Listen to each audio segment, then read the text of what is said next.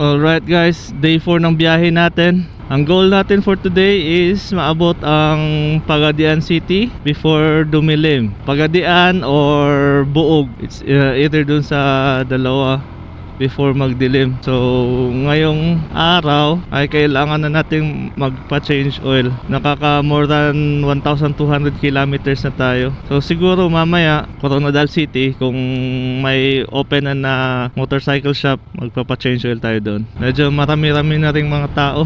Time check nga pala natin guys, 5:41 ng umaga. So medyo maaga tayo nakaalis ngayon, since maganda naman siguro yung panahon para mahaba-haba ang makover nating area, makover natin na distance. So yun lang guys, update ko kayo ulit mamaya. Okay guys, nandito na tayo sa may intersection. So kung kakaliwa ka dito is sa wharf ata yan siya, and then kakanan ka dito is papunta ng Coronadal City. So kakanan tayo dito para sa Coronadal City. Madadaanan nga pala natin yung bayan ng Pulumulok at yung bayan ng Tupi. So sana pagdating natin ng Coronadal, meron tayong nakitang open na motorcycle shop. Medyo maaga pa kasi. So ito yung daan na sobrang straight guys. Dito na part, mauubos talaga yung speed meter kung kayang ubusin ng motor mo yung speed meter. Kaya lang may mga huli dito, may mga speed limit. So okay guys, meron na namang rotonda, airport sa kaliwa.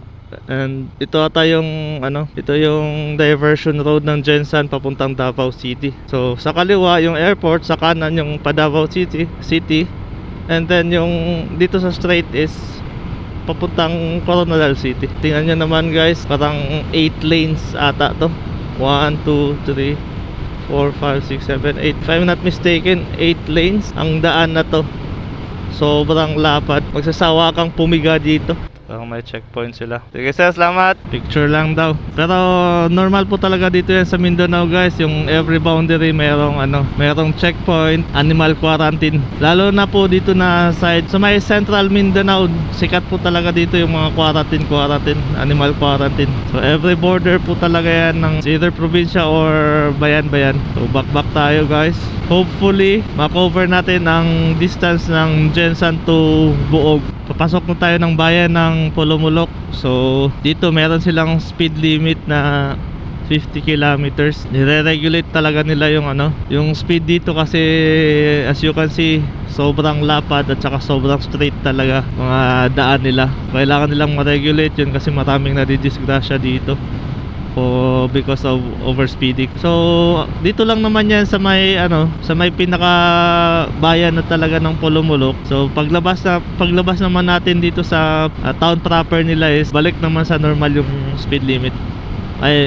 What I mean is wala na masyadong speed limit dun. So ito po yung Pulumulok, bayan ng Pulumulok as of 6:01 ng umaga. Ito medyo lumaki na yung speed limit nila, naging 60 na kasi nasa labas na tayo ng town proper nila. So habang lumalayo tayo sa town proper, tumataas din yung speed limit nila. So anyways guys, susunod na bayan natin ang bayan ng Tupi. So according sa marker, meron pa itong 16 kilometers away galing dito. Ang bayan nga pala ng Tupi guys, doon yung maraming binebenta na prutas, yung may mga maliliit na yung maliliit na papaya, yung tinatawag nilang solo, kasi good for one person lang na papaya na matamis. Doon yung bagsakan niya, doon nila binibenta. Marami ring mga murang prutas doon, singkamas, marami rin ganun doon. Daanan natin mamaya guys. Dadaanan lang natin, hindi naman siguro tayo hihinto. Siguro kung may fruit salad, hihinto tayo. Okay guys, update. So papasok na tayo ng bayan ng Tupi. So according sa marker, meron pang 6 kilometers para makapunta tayo sa pinakabayan talaga. So dito sa Tupi guys, ang pangunahing produkto nila is ang pinya. Dito may mga malawak na taniman ng plantation ng mga pineapple. So yung iba, yung mga di tinatanggap ng mga kumpanya, binibenta nila dito, o yung tawag na mga reject para sa kumpanya, kasi for export kasi sila dito ini-export nila yung pinya nila. So kung hindi pumasa sa standards ng pang-export, so dito na binibenta sa lokal. So dito may speed limit tayong 70 kilometers. Sarado pa yung mga tindahan, may mga nagbo-bike din. Ganda ng daan nila dito guys, yun no, pinya. Mga hindi pumasayan sa criteria ng pang-export, so dito nila binibenta ng mas murang halaga. Okay sana bumili, kaya lang baka masira lang at mahirapan tayo kasi di pa naman tayo pauwi meron pa tayong isang araw na iikutin yung sa may northwestern Mindanao. Isang araw yung aanuhin natin doon. Kasi ngayon ang goal natin is Pagadian City or sa municipality ng Buog. So pagdating natin doon,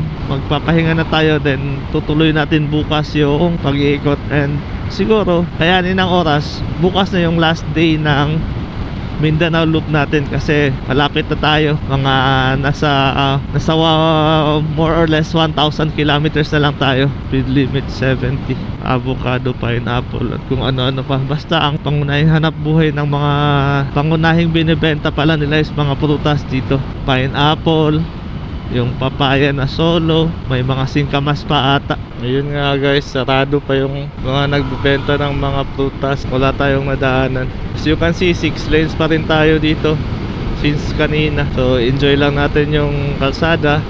Time check natin 6:24 na ng umaga. So baka wala pang open na motorcycle shop na pwedeng mag-change oil ng motor natin. Kailangan kasi i-change oil na to. Ayaw kong paabutin ng ng 1,500, mga 1,200 ganyan. Kasi parang sa sobra 1,200 na siya, almost 1,300 na siguro ngayon. Kaya kailangan ipa-change oil na talaga. Ganda talaga dito. So welcome to the city of Coronadal. Ayun na nga guys, Coronadal City na tayo. Okay, so time check natin 6:30 na ng umaga.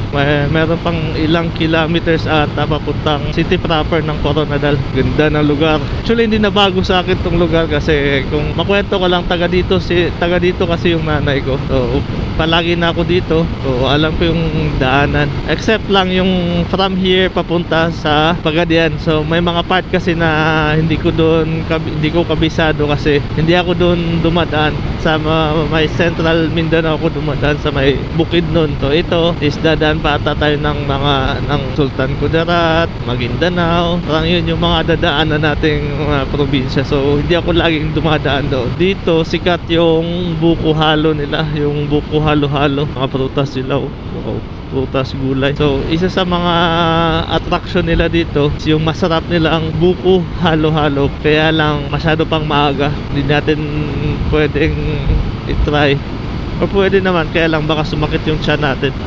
So didiretso na lang tayo at maghahanap ng pwedeng makapag-change oil ng motor natin. Pwedeng ako naman yung mag-change oil, kaya lang wala tayong gamit. Hindi natin dala yung mga gamit natin pang change oil.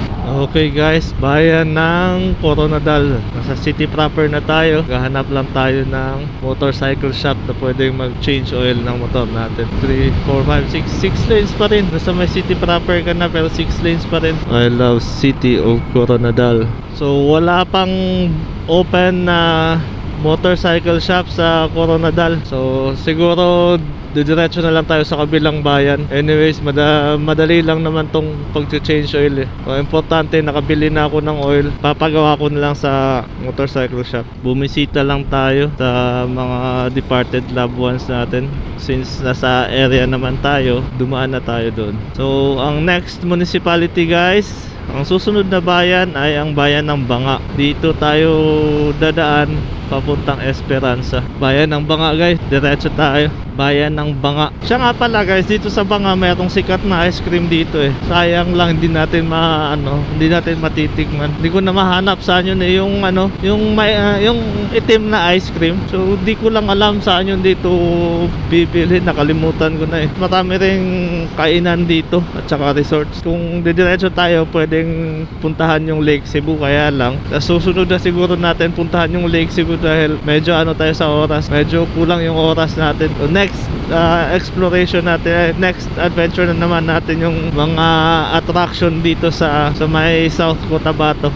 Dito ata yun eh. Ayun no, ice cream station dito nga. Doon yung ice cream. Kaya lang sarado pa. Aga pa naman eh, 7:30, tapos mag-ice cream ka. Sakit tiyan mo niyan boy, sakit tiyan mo. Guys, kanan tayo.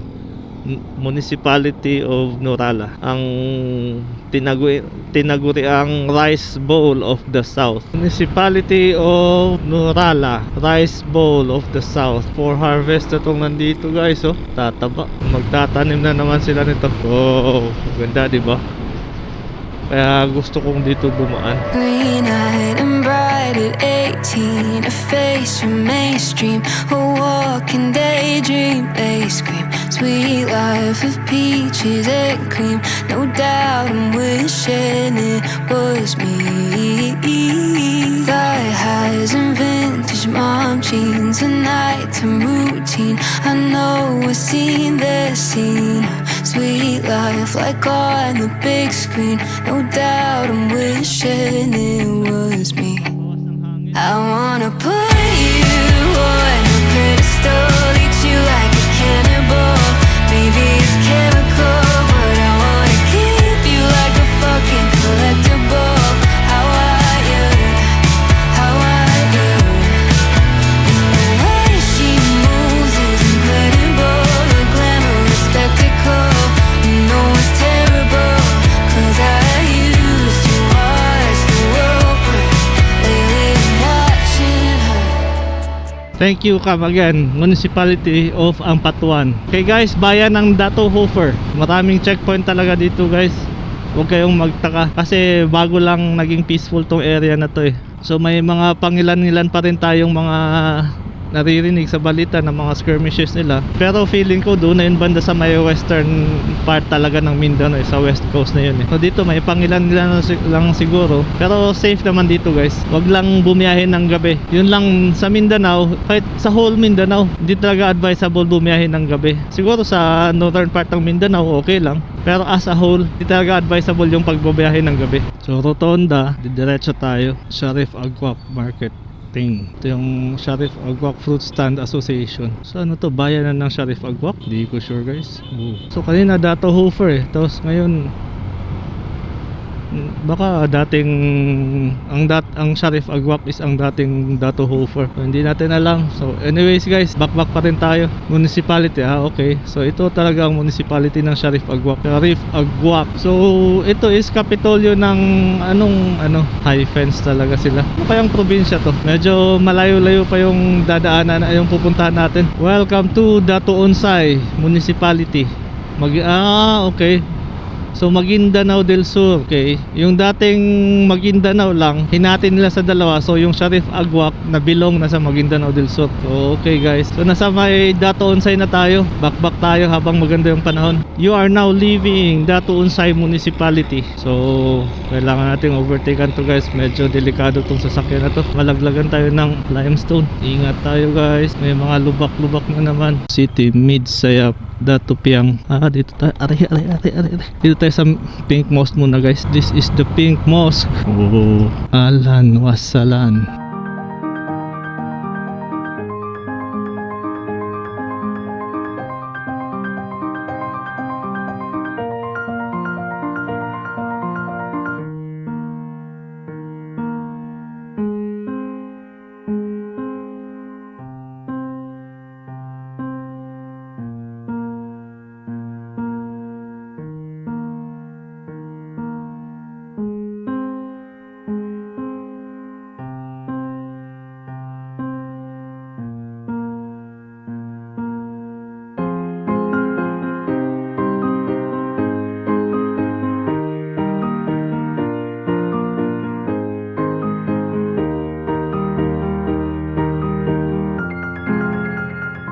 Kakatapos lang natin magpalipad ng drone at magpicture sa may Pink Mosque dito sa may Dato Saudi. So time check natin ngayon guys is 9:58 na ng umaga. Grabe, nagkakarera yung dalawa, delikado. So kailangan natin magdoble ingat dito guys. Buwis buhay na karera boys dito. So dire-diretso tayo. So nakapagpahinga na tayo din doon sa may Pink Mosque while nagpapalipad ng drone. Dire-diretso tayo. So siguro subukan natin na doon na kumain sa may Malabang. Kung inaano yung Malabang, yun yung intersection ng papuntang Pagadian City at saka Marawi City. Doon tayo kakain. Ano nangyari doon? Hindi sila hinuli. Ayun siya. Grabe. Umuusok na yung motor niya. Umuusok na yung motor niya. Kaya yun. Well, anyways guys, shout out nga pala dun kay dun sa batang babae na nag-accommodate sa atin dun sa Pink Mosque. Siya yung napagtanungan natin and siya din yung tumawag sa atin para pumasok. Shout out sa kanya po. And sana mapanood mo tong video natin. Kakapasok lang natin sa bayan ng Datu Udin Sinsuat or kilala sa tawag na DOS. So dito din pala located yung MSU Maguindanao campus. Well, anyway, so ilang minuto na lang nasa may 22 kilometers na lang magra-right turn na tayo sa diversion road ng Cotabato City. So di na tayo papasok sa loob ng city mismo kasi masyado nang matraffic doon. So meron pa tayong lalakbayin na 208 kilometers papuntang Pagadian City. 4 hours and 22 minutes, 10:23 na ng umaga. Siguro maaga tayong darating, mas para abutan natin yung MSU Buog or sa may Ipil sa Buanga, Sibugay. It's either doon sa tatlo, depende kung saan tayo abutan ng gabi. Matao tong lugar na to guys. So ayun yung municipal hall ng Datu Udin Sinsuat, Noto Division, Yesto City. Okay, so, ginagawa na nilang city tong Datu Udin Sinsuat. Ayaw nila ng division, so gusto nila maging city ang Datu Udin Sinsuat. So okay guys, so balikan ko kayo ulit mamaya. Nasa Datu Udin Sinsuat pa rin tayo. So mga 7 kilometers kakanan na tayo sa diversion road ng Cotabato City. So di na tayo papasok sa loob ng city mismo kasi matraffic na doon. So time check natin, it's 10:40 na ng umaga. So back pa rin tayo papuntang Pagadian City. So hopefully dumating tayo ng maaga para pwede pa tayong dumiretso sa may bayan ng Ipil para doon na tayo maghanap ng matutulugan at ng mas malaki yung oras natin bukas. So alright guys, kakapasok lang natin sa lungsod ng Cotabato City. So kumanan tayo para sa diversion road. Mayroong 10 kilometers tong diversion road na to. Ito na tayo diretso. Ingat lang tayo kasi baka malubak tayo. As far as I know, mga tong daan na to bago pa. So dati nakadaan kami dito, rough road pa siya. Ngayon semento na. O at least hindi ka na dadaan sa mismong city. Makakasave ka ng oras. Kung wala ka namang gagawin sa city, dito ka na dumaan. Malubak na semento, di ata magandang pagkakagawa. So okay guys, balikan ko kayo ulit mamaya.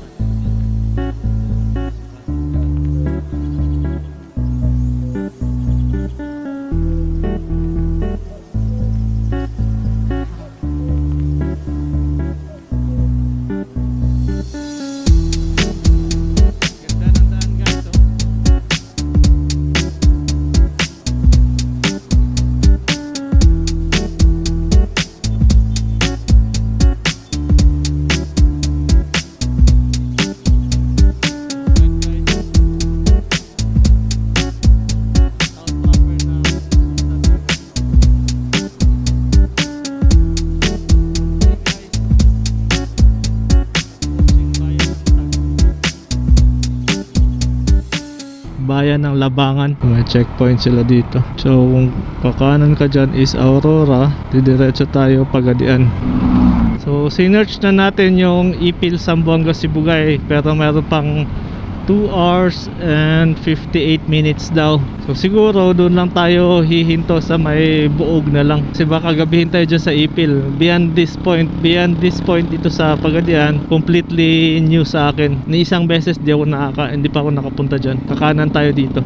Parang diversion road na naman to eh. So gas check natin, mayroon pa tayong 5 bars. Dito daw tayo dadaan sa ano. So bakbakin natin to. Parang umabot tayo ng Buog. Pagadian City Integrated Bus Terminal. So ito yung bus terminal nila. Hindi pa talaga nababago pala. Dati mga nung estudyante pa ako, pumupunta din ako dito eh. Nagbabas ako, so doon pa rin pala talaga. Hindi na bago yung location niya. So ito yung mahiwagang rotonda nila. Nabago na yung mga ano dati hindi ganito yung mga motorsiklo dito eh. Ngayon ginawa na nilang badya. Dati yung tricycle dito hindi ganito. Ayun, ganun yung tricycle dati. Bago na to. Yan o. Yung medyo nakaangat yung sa harap. Daming nagbago no. Tagal na nang last kong pagpunta dito. So dito kakanan daw tayo. Walang attraction. So 133 kilometers daw. Okay guys, bayan ng Dumalinaw. So ito yung bayan sunod sa Pagadian City. First time kong dumating dito sa Dumalinaw. First time kong makarating dito. Tingnan lang natin kung anong meron dito. Lubak ang meron dito.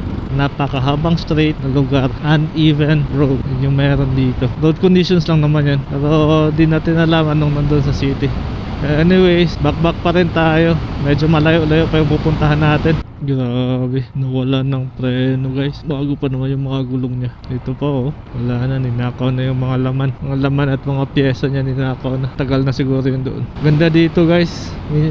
Minsan lang yung mga daan nila is may mga potholes. May mga butas-butas. Ganda ng asfalto kanina. So curious pa rin ako ano yung letter T na susunod na bayan. Sana all naka-ADV. Bayan ng Tigbaw. Di ko alam anong next na munisipyo dito. So check natin sa marker. Ayun, K. Baka Kumalarang. Baka Kumalarang ang K. 14 kilometers. So far so good. Maganda pa naman yung mga kalsada dito. So gas check natin. Meron pa tayong 4 bars. So kasya pa naman siguro to papuntang Buog. Doon na tayo magpapagas sa Buog. So alright guys.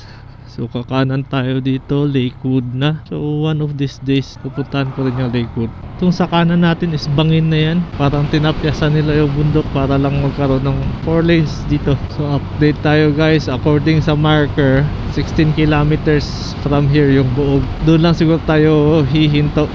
Sa Buog na tayo hihinto. And we will call it a day. So far so good naman. Feeling ko malaki-laki yung distance na cover natin ngayon. I hope lang ganito pa rin yung panahon natin bukas. Para at least matapos natin na 5th day. So may mga notable views din dito. Kala ko wala eh kasi kanina pa ako bumabiyahin. Wala akong nakikitang mga papansin-pansin na view. So update.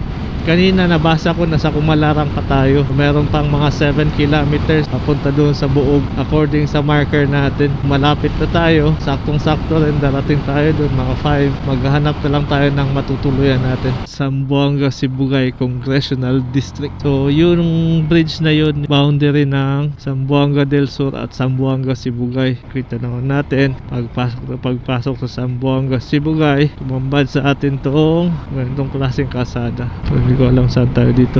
Mindanao State University Buog Campus 5 kilometers ahead. So sa MSU Buog 5 kilometers ahead. Siguro doon yung maraming pwedeng tulugan. So first time ko pupunta dito sa Buog, MSU Buog. So check natin kung anong meron dito sa Buog. Okay guys, bayan ng Buog. So ito na yung pinaka-sentro niya. Lang hindi talaga maganda yung road conditions dito. Okay. So may mga pwede namang kainan. May Mercury Drug, Buog International Bus Terminal. Siguro maghahanap lang tayo ng matutuluyan natin dito. To check in lang tayo. And then lagay natin yung mga ayun.